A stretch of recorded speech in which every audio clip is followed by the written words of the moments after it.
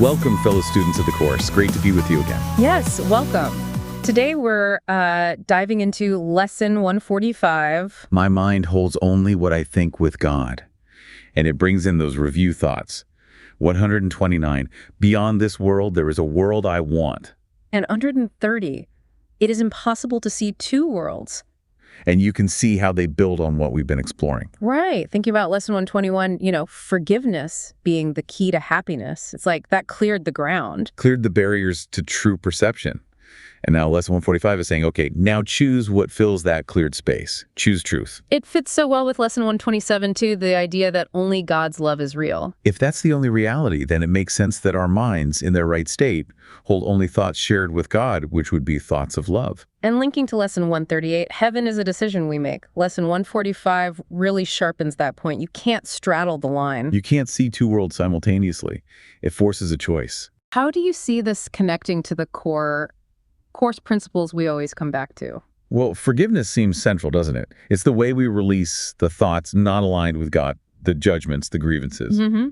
It's the practical tool for clearing out the illusions this lesson talks about, and it points straight towards non-dualism. The inherent oneness, the two worlds idea, highlights that contrast, the illusion of separation versus the single unified reality in God. So ultimately, this lesson guides us toward true perception, seeing things through love, through understanding, rather than fear and judgment. Let's think about practical application. Take someone in prison. Externally, freedom seems completely absent. How could Lesson 145 speak to that? That's a powerful example because it starkly contrasts inner and outer states. The Course teaches that external circumstances don't have to dictate inner peace. Right. So by choosing forgiveness, maybe for themselves, for the situation, for others involved, and consciously choosing to focus their mind on thoughts shared with God. Like thoughts of peace, love, shared identity. They can find an internal freedom, a mental liberation that transcends the physical walls, realizing their mind can be free, holding only truth. Okay, another situation. Maybe an activist who feels overwhelmed by all the conflict and negativity they see. How might this lesson help? It offers a way to reframe. Instead of getting lost in fear-based stories or narratives of division, Which is so easy to do. yeah, they can consciously choose to focus on the underlying truth, the unity, the shared being, the presence of love, even if it's obscured. And acting from that perception rather than just reacting to the fear. That's the shift. Acting from a place of love and connection, seeing the shared reality beneath the surface appearances, changes the quality and maybe even the effectiveness of their action. We had a listener question come in. Is the better world mentioned? Beyond this world, there is a world I want. Is that like a physical place you go to, like heaven after death? The way the Course presents it, it's less about a destination and more about a change in perception. A different way of seeing this world, or our experience right now. Exactly.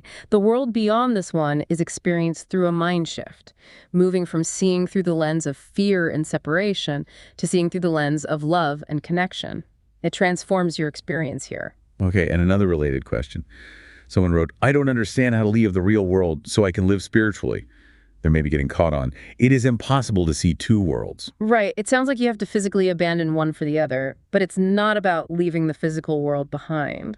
It's about changing the lens through which you see this world, isn't it? That's a great way to put it.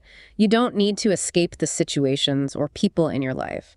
You learn to perceive the same situations, the same people, differently through the lens of truth, forgiveness, and love, recognizing the underlying oneness instead of the surface illusions of conflict or separation.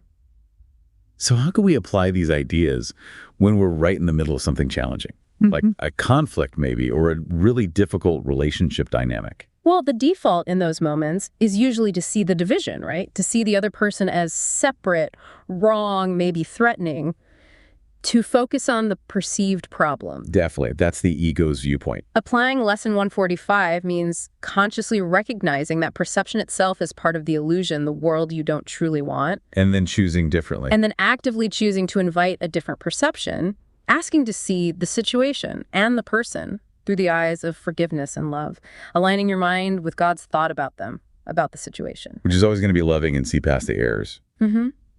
That internal shift in your mind, choosing the world you want in that moment, can profoundly change how you feel and sometimes how the whole interaction unfolds. You know, that line, Lesson 130, it is impossible to see two worlds.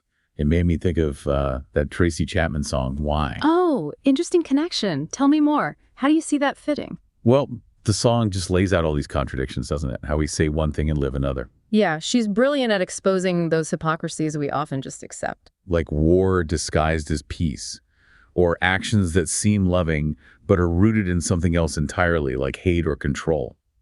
It feels like the song is challenging us to look past the surface illusions we're told are reality. And it really highlights the suffering that comes from buying into those illusions, from valuing separation and conflict, the very things the Course asks us to look beyond. That's a really insightful parallel. But thank you. So for everyone listening, if you have your own insights on this, Or maybe other connections like pop culture references or personal experiences. we genuinely love to hear them. You can email us at acim@theworldharmonyproject.org. Or find us over on TikTok. We're at the World Harmony Project. Let us know your thoughts. Definitely. And we'll pick it up again tomorrow. See you tomorrow for Lesson 146. Until then, let's keep practicing that gentle choice, choosing thoughts aligned with love. And remembering we only need to hold what we think with God.